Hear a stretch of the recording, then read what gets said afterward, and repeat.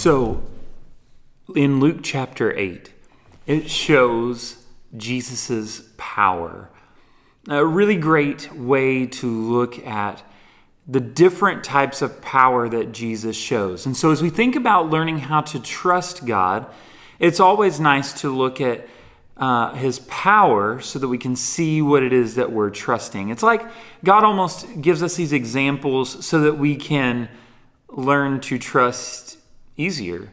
If we see that there is great power, we know that he is with us, that he is able to take care of us.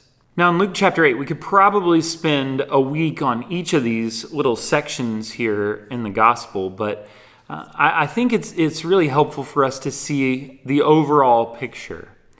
And so as we walk through these things, I hope that you'll see for the big picture, that you'll see this idea of Jesus and his power. So in Luke chapter 8, Jesus starts by telling this parable. It's the parable of the sower. He says a man goes out to sow seed, and when he does, he throws some on the path, some among the rocks, some in the thorns, and some falls on good soil. And he walks through what that looks like, and he explains it. One of the few parables that Jesus actually explains as he's teaching it. He says some will receive the gospel, but it will immediately be taken away, like the seed on the path. He says some will hear the gospel and start to grow, but then lack depth, just like seeds that fall on rocky ground. Then he talks about the seed among the thorns, that some people hear the gospel and they good things happen, but then bad things come along and take them away from their faith. And then he says the good soil. This is what faith should look like, that we're nurtured and that things are the way they're supposed to be. Really great teaching by Jesus. Then he continues on in verse 16, and listen to what he says. He says, "No one lights a lamp and hides it in a clay jar or puts it under a bed. Instead, they put it on a stand so that those who come in can see the light. For there is nothing hidden that will not be disclosed, and nothing concealed that will not be known or brought out into the open. Therefore, consider carefully how you listen. Whoever has will be given more. Whoever does not have, even what they think they have, will be taken from them." So Jesus starts out this passage with this parable, and he explains it. And not only that, but then he gives this teaching about a lamp on a stand and says, you don't light a lamp and hide it. If you're someone who believes, if you're someone who has faith, if you're someone who is a follower of Jesus, you don't hide that fact. You press forward and you let people know, this is who I am. We're not embarrassed by it, but instead we find a sense of pride in knowing that we follow the Creator and Savior of the world. And so Jesus starts out with some really powerful teaching. And he goes from there and he continues to show his power in another way.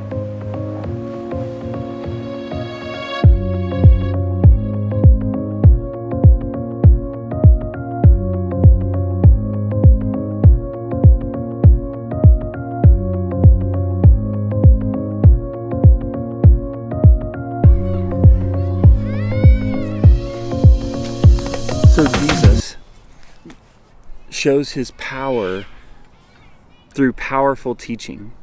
But not only that, if you go down to verse 22, it tells this short little story. Jesus and his disciples are hanging out, and he says, hey, let's go to the other side of the lake. And so they get in this boat and they go, and Jesus is totally chilling out. He goes and he takes a nap in the boat. Well, the storm picks up and things get crazy. Now, I've never been in a boat when there's a storm and the water is, I've never been on a boat like that, but apparently it was so bad. Look at verse 24. It says the disciples went and woke him up saying, Master, we're going to drown. Like they were so freaked out by the storm that they thought, this is it. We are going to die. We are not going to be able to survive this storm. It's going to tear our boat apart. We're going to drown. But look at what Jesus does next. It says at the last part of verse 24, he got up and rebuked the wind and the raging waters. So Jesus is like, hey, wind, waves, chill it out. And they do. Like, have you ever tried to rebuke nature? Like, come on, storm, it's time for you to stop. Or maybe here in Texas, a bigger deal would be like, okay, it's time to rain, let's go, nature. Never works. But Jesus in this moment says, chill out. And it chills out. Jesus shows this incredible power, not only in his teaching, but also over nature. That Jesus shows that he is in control, that he is in charge of nature. Next up, he shows us that he's in charge of something totally different.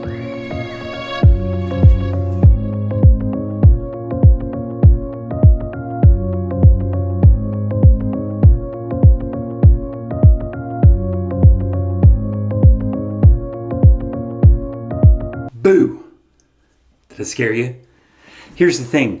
Jesus shows this incredible power over teaching. Like, he just has this great way of teaching. And then he goes and he has power over nature. And he calms the storm. Like, who can do that but God? And then the next thing that happens is this really weird and crazy story. Jesus shows his power over the supernatural. Check out what happens here in Luke chapter 8. This is weird lighting, but it's kind of spooky, right? Here's what it says in Luke chapter 8, starting in verse 26. It says, they sailed to the region of the Gerasenes, which is across the lake from Galilee. When Jesus stepped ashore, he was met by a demon-possessed man from the town. Okay, so right away, super creepy stuff going on. This demon-possessed guy is showing up here. Here's what it says. When Jesus stepped ashore, he was met by the demon-possessed man from the town. For a long time, this man had not worn clothes or lived in a house, but had lived in the tombs. That is weird.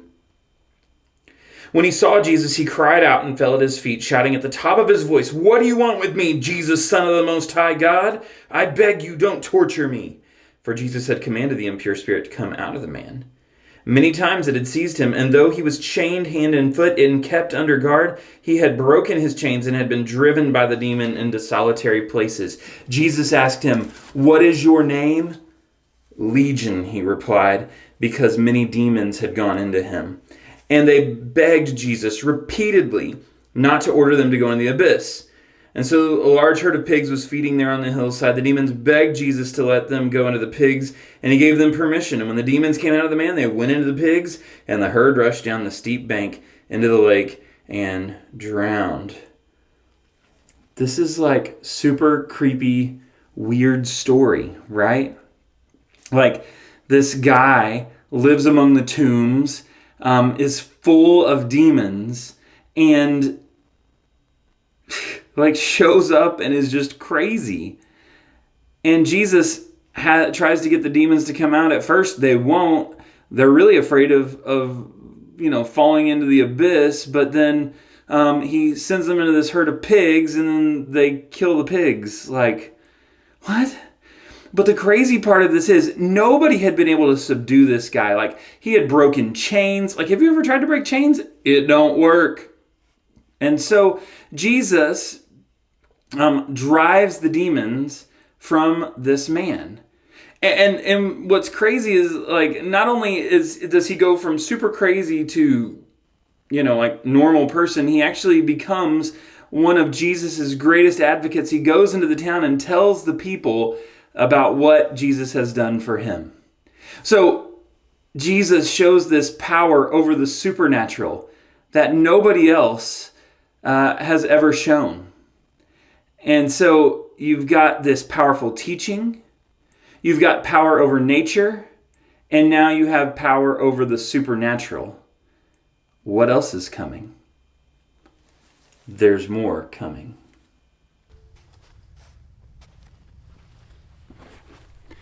As if that wasn't enough, Jesus doesn't stop with just powerful teaching, power over nature, and power over the supernatural. No, check out what happens next. It's a story in Luke chapter 8, starting in verse 40. It's two stories combined into one, but they both tell about God's power, Jesus' power over things. Check it out, verse 40. Now when Jesus returned, a crowd welcomed him, for they were all expecting him. Then a man named Jairus, a synagogue leader, came and fell at Jesus' feet, pleading with him to come to his house, because his only daughter, a girl of about 12, was dying. Okay, so Jairus is this important leader. His daughter is sick. She's dying, and he is asking Jesus to come help. But along the way, there's another story. As Jesus was on his way, the crowds almost crushed him. And a woman who was there, who had been subject to bleeding for 12 years, but no one could heal her. She came up behind him and touched the edge of his cloak, and immediately her bleeding stopped. "Who touched me?" Jesus asked. When they all denied it, Peter said, "Master, the people are crowding and pressing against you." But Jesus said, "Someone touched me. I know that power has gone out from me." And then the woman, seeing that she could not go unnoticed, came trembling and fell at his feet. In the presence of all the people, she told why she had touched him and how she had been instantly healed. Then he said to her, "Daughter, your faith has healed you. Go in peace." So Jesus is on his way to see if he can heal Jairus' daughter, when all of a sudden this crowd is around him and he's pushing through this crowd and he says this crazy line, "Who touched me?" Right? Like, Jesus, and Peter's like, "Hey, Jesus, like, everybody is touching you right now. Like, you are surrounded, bro." And so, but he keeps on. He's like, "No, something's different here. Some power left me. Like, I feel like I've healed someone." And this woman steps forward. What a crazy testimony to Jesus' power over sickness. That for 12 years, this woman had been bleeding. No one could stop it. Like, no doctor could figure it out. And yet Jesus, just by being there and this woman touching the edge of his cloak, she is healed. Jesus' power over sickness is incredible. But the story doesn't end there. Check out what happens next. It says in verse 49, while Jesus was still speaking, someone came from the house of Jairus, the synagogue leader.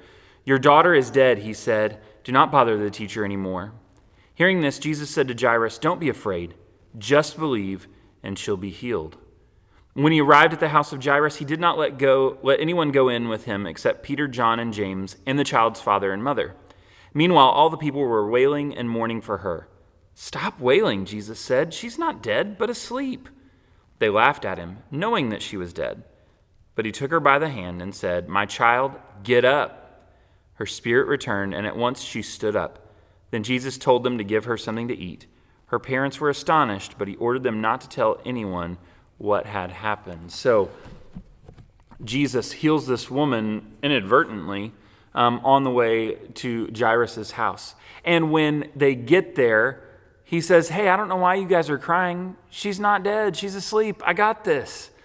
And they all go, "Whatever. I mean, you've healed some people. We've heard about some things that you've done, but you haven't done this." And Jesus goes in. He says, "Child, get up." And the girl gets up. Like, someone who is dead. Like, everybody says she's dead. Jesus says, "No, she's asleep. We got this. Get up." And she does.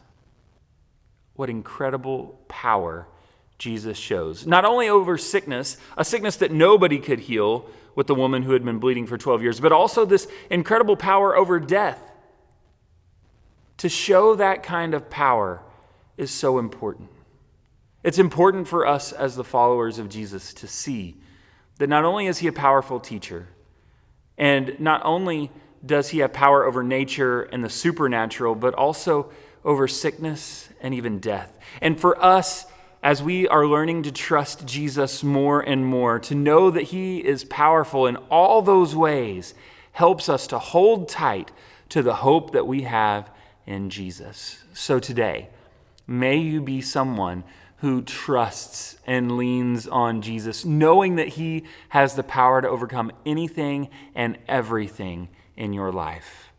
We are so very blessed to follow Jesus because he is able to overcome anything in our lives. Have a great week.